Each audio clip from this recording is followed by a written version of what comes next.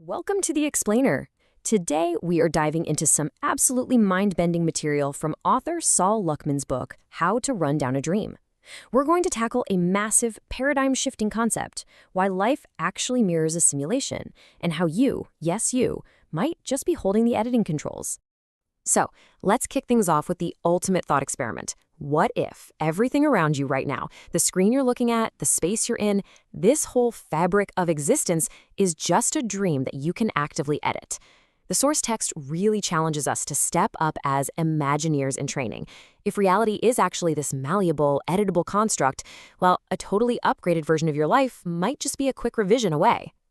Now, before you write this all off as pure sci-fi, take a look at this. Quantum physics pioneer Max Planck famously stated, "I regard consciousness as fundamental. I regard matter as derivative from consciousness." This is huge, right? It perfectly grounds these wild esoteric ideas in established scientific curiosity. Essentially, if consciousness comes first, the physical world is just a secondary projection of that consciousness. To guide us through this, here's our roadmap for today. 1. Are we in a simulation? 2. The Mandela effect mystery. 3. The holoconscious universe model. 4. The matrix and the parasite. And 5. Becoming a reality editor. Let's get into it. Starting right off with section 1, are we in a simulation? The ultimate hero's journey. To really set the stage here, the author brings in a classic piece of pop culture, Tom Petty's song Runnin' Down a Dream. Sure, on the surface, it's a great road trip anthem, but Luckman looks at it as this brilliant, vivid metaphor for the ultimate hero's journey. It's about actively transforming the dream of your own life. It's about getting behind the wheel, navigating this wild dreamscape, and relentlessly chasing a vision until it literally becomes your new reality. But we really need to clarify what simulation actually means in this context, because it's a crucial nuance.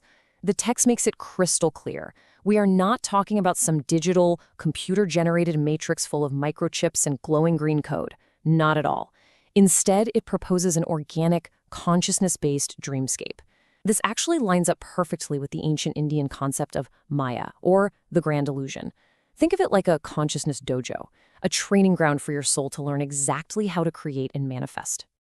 Moving right along to section 2, the Mandela effect mystery, glitches in the dream. Okay, test your memory for a second. Do you vividly remember the Monopoly man wearing a monocle? A lot of us do. It feels like a core memory. But in our current physical reality, the historical records show he never ever wore one. The source text brings up other massive examples too, like how millions of people swear King Tut's funereal mask only had a cobra on it, when today you look at it and it clearly features both a cobra and a vulture. Or geographic features and corporate logos that seem to just shift overnight. This hits close to home, right? It makes the whole theory instantly personal. How on earth do we explain mass misremembering on this scale? Well, pulling from researcher Johnny Flynn's book, The Mandela Dilemma, the text looks at the Mandela effect not as some weird collective delusion, but as actual potential evidence of retroactive edits to the simulation itself. It's defined here neutrally, a phenomenon where massive groups of people remember history differently than physical records show, because the underlying code of reality might have literally been rewritten.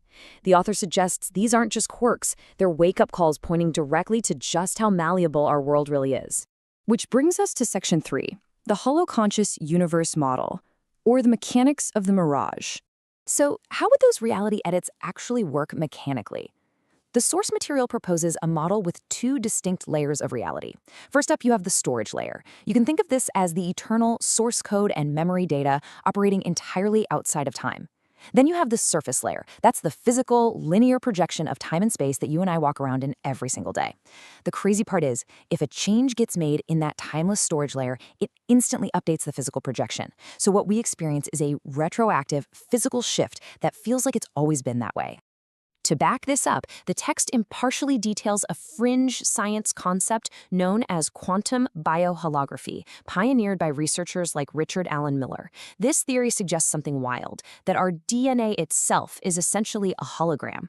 It acts as a projector for this entire editable, holoconscious universe. It basically implies that at a genetic, biological level, there is no solid, material real. It's all just frequencies and projections. Okay. Things get a bit darker in section 4, the matrix and the parasite, the Louche farm.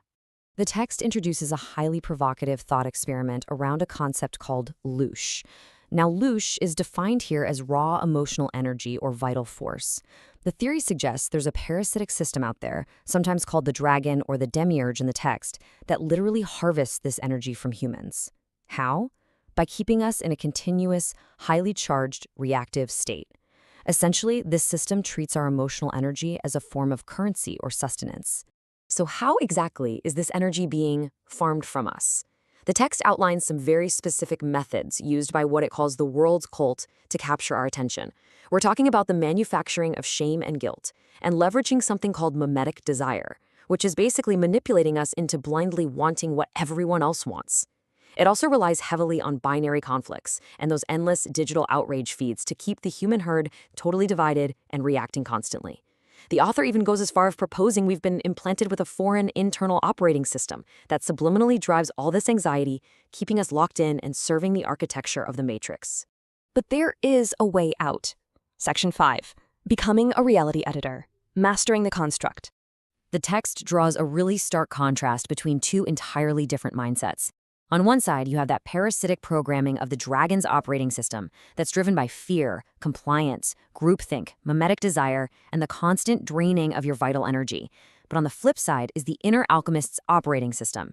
This is all about empowerment. It relies on imagination, personal sovereignty, and a fascinating mindset called controlled folly. Instead of being drained of energy, the inner alchemist is building an internal bioenergetic power pack, which the text metaphorically calls the philosopher's stone. A massive tool in this inner alchemist toolkit is the power of not knowing. The text describes this as a totally frictionless gateway to manifestation. Think about it.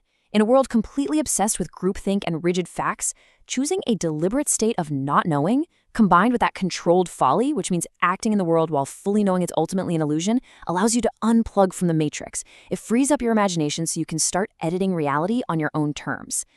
Ultimately, the author suggests that mastering all these inner alchemy techniques leads you to one profound goal: projecting an ideal dream body. And we aren't just talking about worldly success here. This is about consciously navigating both this life and whatever afterlife might exist. It is framed as the ultimate act of creative freedom, using your highly focused imagination to literally dream a brand new existence into being. Which brings us to the end of our explainer with one final, incredibly provocative thought.